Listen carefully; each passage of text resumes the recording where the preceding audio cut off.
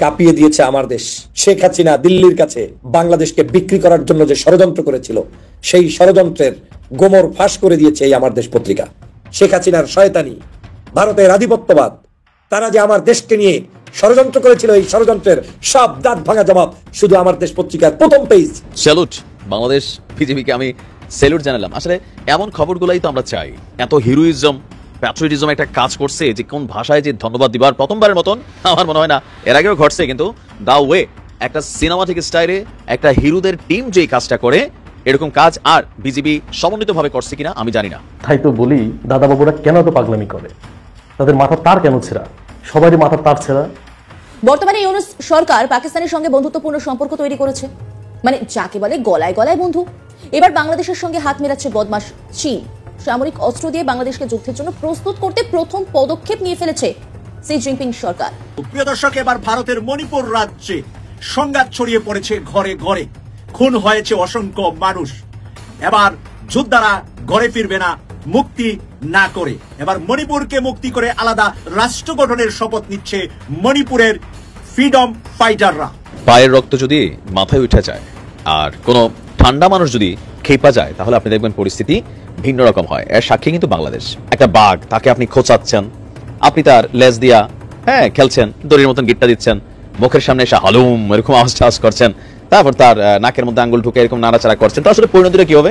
এই বাঘটার চামড়া এত মোটা, এটা সহজে ঘুম ভাঙানো যায় না। আমিও চেষ্টা করছি ঘুম ভাঙাতে। বাঘটার নাম কি? ডক্টর মোহাম্মদ ইউনূস। বাংলাদেশের জনগণ ও সরকারের কাঙ্ক্ষিত বিজয় আসছে, যেটা গত 54 বছরে সম্ভব হয়নি, সেটা সম্ভব হওয়ার ইঙ্গিত অলরেডি মিলছে। কিছু সুখবর আমরা পাচ্ছি।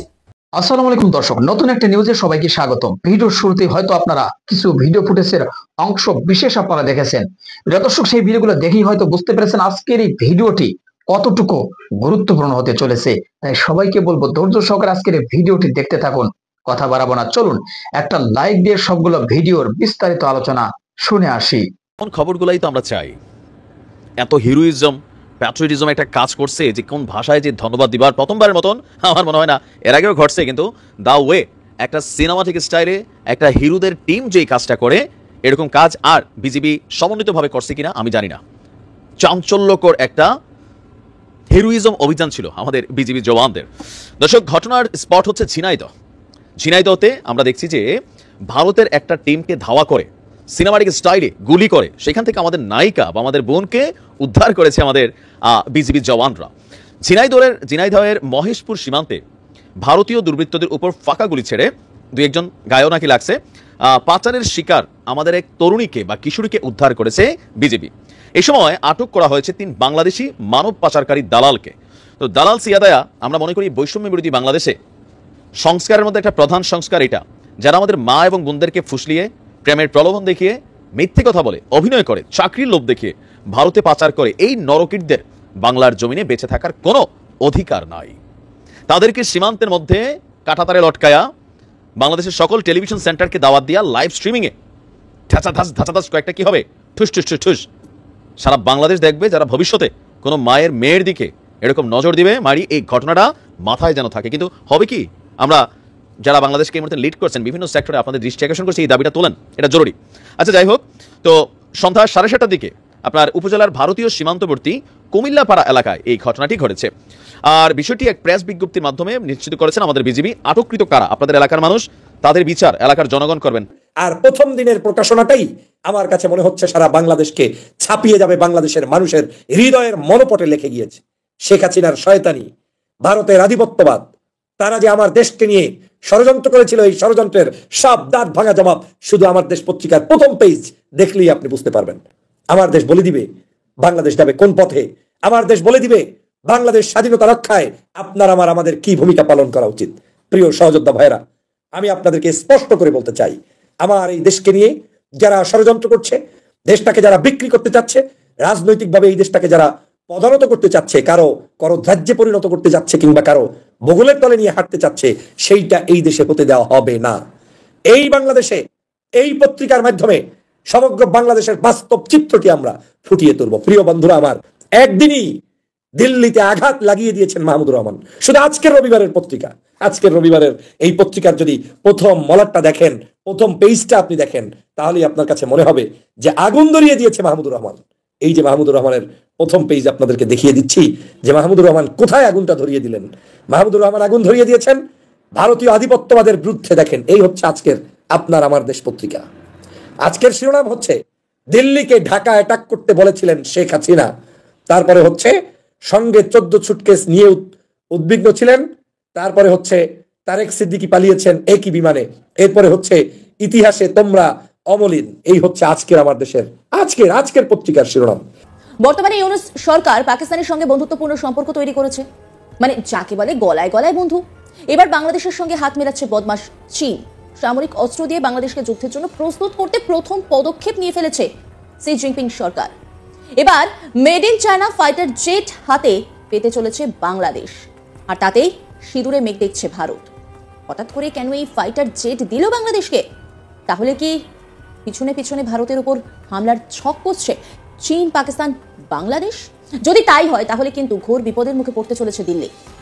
বাংলাদেশ তাদের সেনাবাহিনীকে আরো শক্তিশালী করতে চীন থেকে যুদ্ধ বিমান কেনার পরিকল্পনা সেরে ফেলেছে। চীন বাংলাদেশের সঙ্গে অস্ত্র চুক্তি করছে। সম্প্রতি চীনের JF-17 থান্ডার যুদ্ধ বিমান পাবে বাংলাদেশ। তবে শুধু বাংলাদেশকেই নয়, পাকিস্তানের কাছেও এই ফাইটার জেট আছে। চীন উভয় দেশকে উন্নত যুদ্ধ বিমান ও প্রতিরক্ষা ব্যবস্থা দিয়ে সাহায্য করছে। এ ধরনের প্রতিরক্ষা চুক্তির কারণে ভারতের চারপাশে আঞ্চলিক নিরাপত্তার বিষয়টি গুরুতর হয়ে উঠেছে। এবার আপনাদেরকে একটু বলি যে JF-17 এর বৈশিষ্ট্যটা ঠিক কি। JF-17 থান্ডার হলো একটি একক ইঞ্জিন বিশিষ্ট যুদ্ধ বিমান। পাকিস্তানের যুদ্ধ বিমান বাহিনীর ক্ষেত্রে JF-17 থান্ডার মেরুদণ্ড। এটি ভারতের তেজসের মতো light weight multi role fighter jet. এটা একটি মাল্টি রোল ফাইটার। এবার নিশ্চয়ই মনে প্রশ্ন আসছে যে মাল্টি রোল ফাইটার এই জেটের বৈশিষ্ট্য কি? অনেক দূর থেকে হামলা করা যায়, প্রতিপক্ষের যুদ্ধ বিমানকে পিছু করা, প্রতিকূল আকাশ সীমায় ঢুকে বিপক্ষের ঘাঁটি মাটির খুব কাছাকাছি নেমে হামলা করা, এইসব করতে পারে JF-17 বিমান। স্বাভাবিকভাবেই ক্ষিপ্রতা কম, তাই মাঝ আকাশে তেজস সব দিক থেকে টেক্কা দেয় JF-17 থান্ডারকে। পাকিস্তানে এই বিমানের 55% তৈরি হয়, চীন তৈরি করে থাকে বাকি অংশ। তবে তাকে সত্যি সেই উচ্চতায় পৌঁছতে পেরেছে? এই বিষয়ে কিন্তু এখনো প্রশ্ন রয়ে গেছে। পাকিস্তান এবং বাংলাদেশ তাদের সেনাবাহিনীকে শক্তিশালী করতে চীন থেকে যুদ্ধ বিমান কিনছে। চীন ক্রমাগত বাংলাদেশের সঙ্গে অস্ত্র চুক্তি করছে, সামরিক বাহিনী সম্প্রতি বাড়াচ্ছে। চীন উভয় দেশকে উন্নত যুদ্ধ বিমান ও প্রতিরক্ষা ব্যবস্থা দিচ্ছে। এ ধরনের প্রতিরক্ষা চুক্তির কারণে ভারতের চারপাশে আঞ্চলিক নিরাপত্তার বিষয়টি কিন্তু যথেষ্ট গুরুত্বপূর্ণ হয়ে দাঁড়াচ্ছে। প্রিয় দর্শক, এবার ভারতের মণিপুর রাজ্যে সংঘাত ছড়িয়ে পড়েছে ঘরে ঘরে, খুন হয়েছে অসংখ্য মানুষ। এবার যোদ্ধারা ঘরে ফিরবে না মুক্তি না করে। এবার মণিপুরকে মুক্তি করে আলাদা রাষ্ট্র গঠনের শপথ নিচ্ছে মণিপুরের ফ্রিডম ফাইটাররা, যারা এর আগে কিছুদিন মায়ানমারে যুদ্ধ করে সেখানে ট্রেনিং নিয়ে সেখান থেকে অস্ত্র নিয়ে এসে নিজের দেশকে, নিজের রাজ্যকে স্বাধীন করার কাজে নেমে পড়েছে। সেই নরেন্দ্র মোদী আজকে নিজের চিপায় নিজে পড়েছেন মণিপুরে, কারণ তার কাজটা ছিল তার পার্শ্ববর্তী প্রত্যেকটা দেশের সাথে হট্টগোল লাগিয়ে ফায়দা লুটা। আর সেই ফায়দা লুটার সেই নরেন্দ্র মোদীকে এখন কাপুরুষ করে দিচ্ছে তার নিজের দেশ মণিপুরের মুক্তিকামী জনতা। মণিপুরের মুক্তিকামী জনতার কণ্ঠে আপনারা কথা শুনেছেন, বিভিন্ন নিউজ থেকে আপনাদেরকে আপডেট করেছি আমি যে মণিপুরে এই মুহূর্তে কি অবস্থা চলছে। যে কোনো সময় মণিপুর ডিক্লার দিবে স্বাধীন মণিপুর একটি রাষ্ট্র হিসাবে। তাই সেই মণিপুরের সাথে সাথে ভারতের পূর্বাঞ্চলের 7 সিস্টার 7টি রাজ্যই আলাদা হওয়ার ঘোষণার মুখোমুখি অবস্থায় আছে।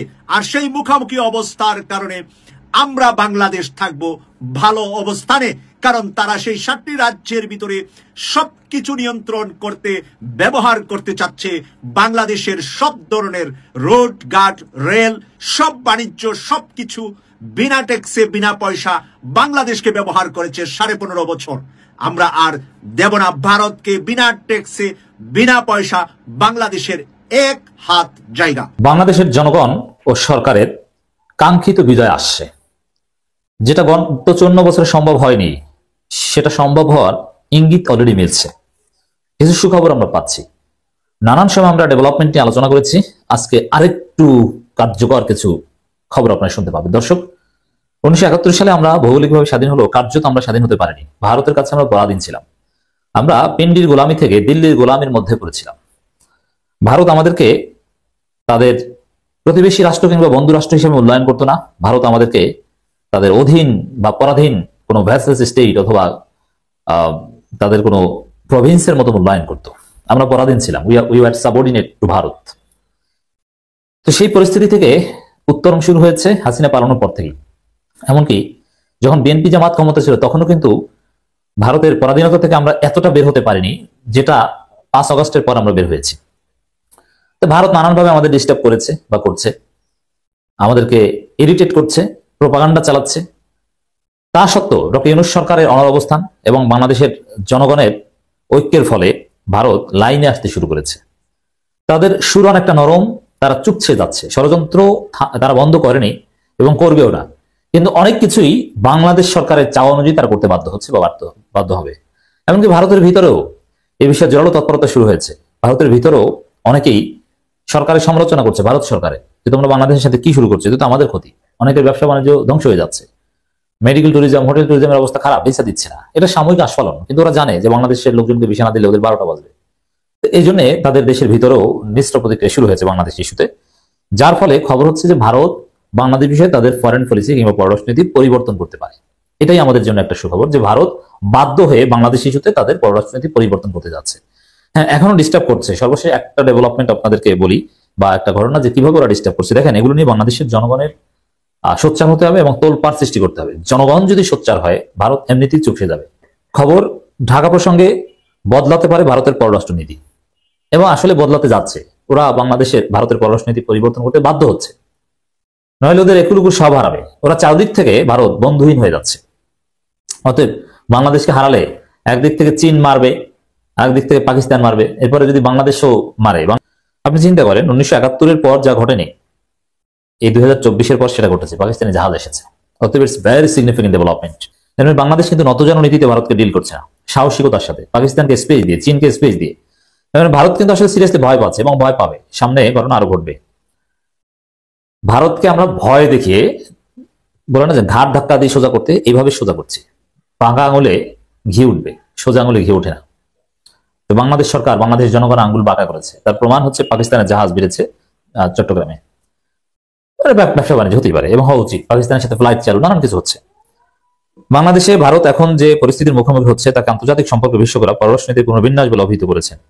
এই ধরনের পরিবর্তনগুলো বেশিরভাগই দুটি উৎস থেকে আসে। প্রথমটি হলো বাহ্যিক পরিবেশের পরিবর্তন, যা একটি দেশকে তার অভ্যন্তরীণ রাজনীতির অগ্রাধিকার এবং কৌশলগুলোকে পুনর্মূল্যায়ন করতে বাধ্য করে। পরের দৃশ্যটি ঢাকার পররাষ্ট্রনীতির অভিমুখে নাটকীয় পরিবর্তন অবদান রাখছে, যার প্রভাব নয়াদিল্লির জন্য উল্লেখযোগ্য। এছাড়া হাসিনা বাংলাদেশ ইসলামপন্থী বাহিনীকে নিয়ন্ত্রণে রেখেছিলেন, ভারতীয় বিচ্ছিন্নতাবাদী সংগঠনকে আশ্রয় দেননি এবং ভারতীয় বিনিয়োগকে স্বাগত জানিয়েছেন। তো এই সরকার যে বিচ্ছিন্নতাবাদী আশ্রয় দিবে সেটা না। ইসলামপন্থী বলতে যারা গণতান্ত্রিক, যারা ভারতের জন্য থ্রেট নয় বা কারোর জন্য থ্রেট নয়, তাদেরকে কেন নিয়ন্ত্রণে রাখবে? তো ইসলামপন্থীদেরকে নিয়ন্ত্রণে রাখা এটা আরেকটা নতজানু নীতি। ভারতের প্রেসক্রিপশনে ইসলামপন্থীদের উপর নির্যাতন করা হয়েছে, এটা এখান থেকে। এটা দর্শক শ্রোতা, আশা করি সবগুলো ভিডিও আপনারা মনোযোগ সহকারে দেখেছেন, জেনেছেন, শুনেছেন, বুঝেছেন। এবার অবশ্যই আপনাদের মূল্যবান মতামত ভিডিওর কমেন্ট বক্সে জানিয়ে দিন।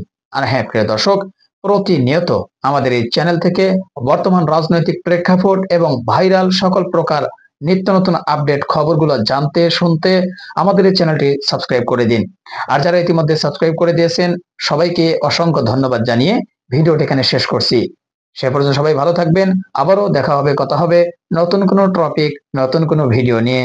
আল্লাহ হাফেজ।